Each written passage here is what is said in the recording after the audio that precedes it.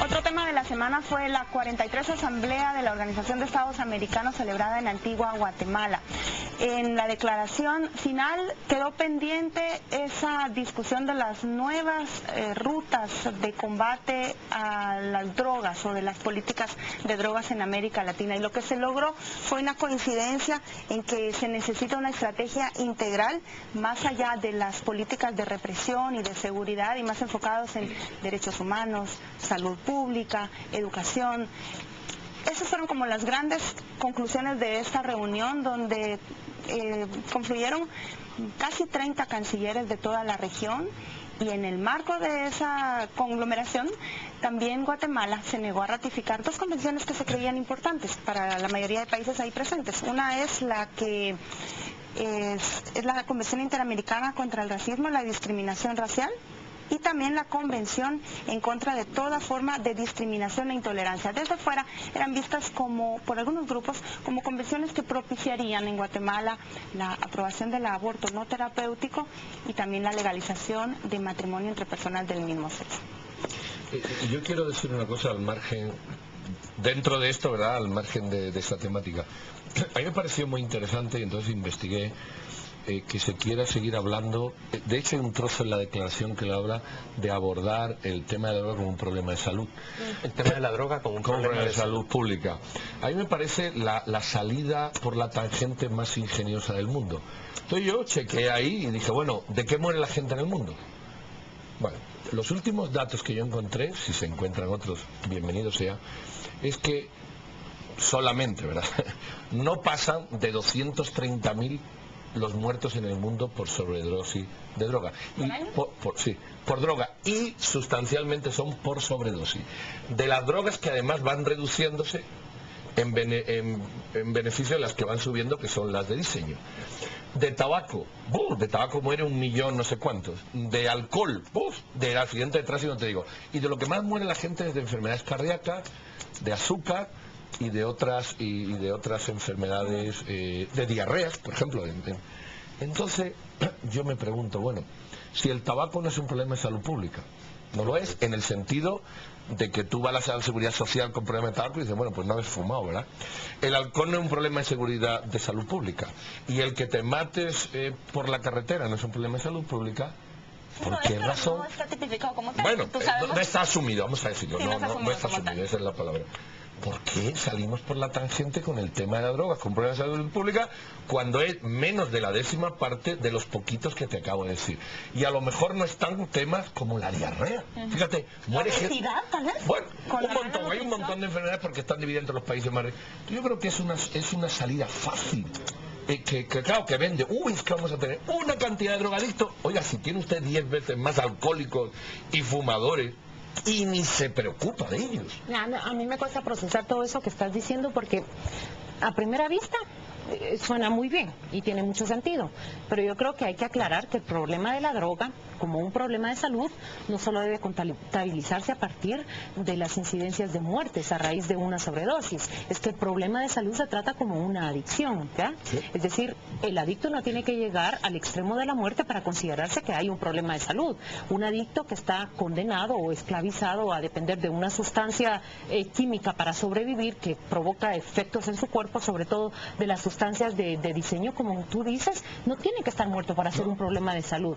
Por eso digo, me cuesta mucho procesar todo lo que dices porque de primer golpe suena muy bien, pero hay que detenerse a analizar todo eso detenidamente. Con el alcohol, es igual. ¿Verdad? Un alcohólico no hay que pararse y hay 3 millones de alcohólicos frente a 200.000 drogadictos y no es un problema de salud. El alcoholismo no lo es. Entonces, si no lo es, ¿por qué queremos hacer de lo otro un problema de salud? Ese es mi punto. El tabaco no es un problema de salud. No lo es. ¿Tú fumas? No lo es. Visto desde el punto de Pedro, creo que los tres, tanto el que mencionó el primero, el tabaco, como el alcoholismo, como el consumo de drogas, terminan siendo problemas de salud y es válido que se les vea desde esa perspectiva. Ahora, yo quisiera cambiar el tono de la discusión que estamos teniendo al respecto de esto que se discutió y lo que no se suscribió en la OEA. Y lo voy a plantear desde el punto de vista político. Me parece un gran éxito del presidente Pérez Molina y de su gobierno, primero, que se ha realizado en Guatemala la asamblea. Segundo, que ha tenido como tema central un tema que propuso el presidente Pérez Molina, que Guatemala tenga ese tipo de iniciativas y sean respondidas o tenidas en cuenta por el resto de naciones del continente, señores. Marca un cambio en nuestro posicionamiento en el mundo.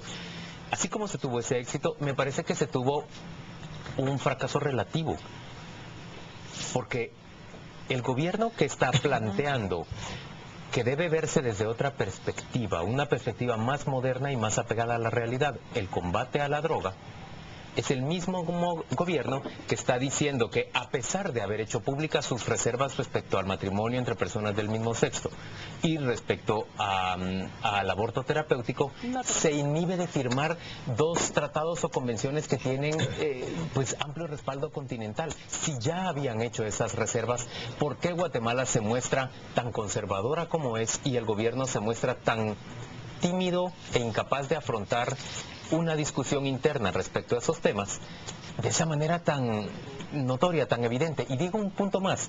Miren, incluso el presidente habló de haber conversado con los líderes de las iglesias. Yo tengo una confesión religiosa, yo soy católico, me inscribo dentro de la Iglesia Católica y ya sabré yo cómo sigo esos mandamientos de la Iglesia Católica, pero yo no creo que yo tenga derecho como católico a imponerle mi posición al resto de la sociedad. Me pregunto por qué el presidente de un Estado laico tiene que conversar con líderes religiosos para decidir sobre temas, pero si esto ya no es un concurso de popularidad, él ya ganó la elección. Porque la iglesia te pone en la calle 4.000, las iglesias te ponen en la calle a 250.000 manifestantes al chilazo. Entonces, yo no creo que en Guatemala ni siquiera ese tema convoque. Y eso debe acobardarnos. No, no debería. A nosotros no nos acobarda, a lo mejor al presidente. Mira, a mí sí. lo que me preocupa No, al presidente sí, es porque que una iglesia puede pedir un voto para otro partido o una censura para él, claro. Las iglesias son menos manejables de lo que se ha creído. Cuando se porque hablaba de son que horizontales. un presidente cristiano evangélico tendría grandes candidatos, tendría grandes posibilidades de llegar a la presidencia, eso ya ha quedado desvirtuado porque Ahí ves evangélico ¿cómo se llama no eso? existe. Lo de los obispos con la minería. Mira tú lo poco. Yo, fíjate, solamente voy a hacer un comparando reto. una iglesia católica con una iglesia evangélica. Iglesias. La iglesia católica es de una estructura muy vertical, Ok, te voy la a poner un evangélica es de una ejemplo. estructura horizontal. Mira, en las hemerotecas del mundo, a ver, ¿en cuántos periódicos del mundo escriben personas que sean sacerdotes católicos o no católicos? Quitando a Guatemala. O Irlanda, en Irlanda debe haber. Bueno, mira. Seguramente No, sí. seguramente no. Mira, a ver cuántos se encuentran. Aquí- Luego, si hay un poder mediático enorme. Ese es tu punto. ¿Tú crees que tienen un gran poder en Guatemala? No creo, tengo ejemplos Las que corroboran iglesias. que lo tienen las iglesias. De convocatoria, de presión, la conferencia Bueno, pero episcopal, eso es una teoría. la conferencia episcopal, el cardenal. Pero entonces mi tiene punto es... pronunciamientos con un impacto, también pero Chile no lo tiene. Pero si Ramazini lidera contra la minería, no me digas que no tiene Pero no poder. solo él. Y el alcalde y el solo arzobispo de Santa Miren, solo Rosa. déjenme un punto, porque quiero presentarles otro para que discutamos, pero si en esta asamblea no se habló de desregularizar, mucho menos de legalizar, si las nuevas rutas, las nuevas políticas que proponían presidentes como Santos, como Otto Pérez Molina, de que se empezaran a hablar, por lo menos acá, no se concretó, sino que todo esto pasa a ser una posibilidad de discutirse en la asamblea extraordinaria del próximo año para elevarlo a la del 2016, yo lo que veo es que el presidente Otto Pérez Molina prácticamente ya no tiene foros donde seguir hablando de despenalizar la droga, por lo menos en su gestión de gobierno. ¿O me equivoco? Que lo haga acá. Aún así, bueno, que yo creo que todavía tiene un seguimiento dentro de la OEA en esa instancia presidencial, pero en términos reales es que no puede lograr mucho más el Se le presidente, agotó el más que discurso. no creo que se le haya agotado, creo que convertir el tema en un punto de agenda que es atendido por el secretario Kerry, que es atendido por el presidente Santos, que es atendido Sí, por... no es cualquier cosa. Eso es relevante, me parece. ¿Me pero- dejáis plantear el tema de otra manera mucho Ajá. más provocadora? ¿Cuál? El presidente del gobierno se reúne con los presidentes de otros gobiernos, gastan un platal en la OEA que no sabemos cuándo ha costado, para ver si ellos deciden lo que nosotros deberíamos de resolver. O sea, eso es la actitud más, estúpida del mundo. ¿Como sociedad queremos legalizar la droga? Esa es mi pregunta. Sí, ¿O yo por qué también- le damos ese poder sobrenatural al presidente y a los demás presidentes para que en una asamblea intergubernamental, gastándose pisto, teniendo comilona, pagándole los hoteles de Pedro, decidan si la ciudadanía... Yo puedo responder porque elegimos a un gobierno para que conduzca pues que la legalice y termine, el país, o no la legalice. Pero es que no lo puede hacer sin tener en cuenta el concierto de naciones y el contexto internacional. Estados Unidos lo tienen 5 estados. Argentina, ¿quién dice que no se puede hacer? La pinche marihuana. Mira, no. Dios, es que lo que sucede es que sigues mezclando... Pero eso es lo que fumamos la mayoría de esas cosas. Lo demás ya son cosas más gruesas. Pero mira, es que tú sí sabes que mezclas elementos que de golpe suenan muy bien y muy lógicos, pero te voy a decir, ¿por qué se discute, digamos, a nivel de hemisferio? Porque por primera vez a nivel regional, y tú eres un maestro de relaciones internacionales, conoces cuál es esa disposición de la política regional, o por lo menos hemisférica, por primera vez, y esa es la importancia que tiene esa reunión, no comparto que se gaste tanto, por primera vez nos estamos acercando en el discurso a discutir una posición regional. Ellos se están acercando, equivocada. También estoy. Ellos se están acercando. Los representantes de cada país. Pero Ahora mi te voy a pregunta es, decir, ¿ha habido una discusión social es que, para saber si eso representa a la ciudadanía? Empieza la discusión, pero por eso es que te digo que tú mezclas peras con manzanas. Un representante que yo elegí posiciona un tema que a mí no me preguntó. No, pero es que también estoy de acuerdo contigo que la discusión se tiene que llevar a esos foros y debe permanecer en el nivel local, debe seguir en el nivel nacional. Bueno, mira, pero hasta Reino Unido operó ahí. ¿Tú has opinado mucho en la política interna de Reino Unido con la legalización de la droga? Pero mire, volvamos a la realidad. ¿Podríamos realmente sostener una discusión nacional sobre legalización de las drogas? ¿Podríamos discutir a nivel nacional sobre el aborto terapéutico?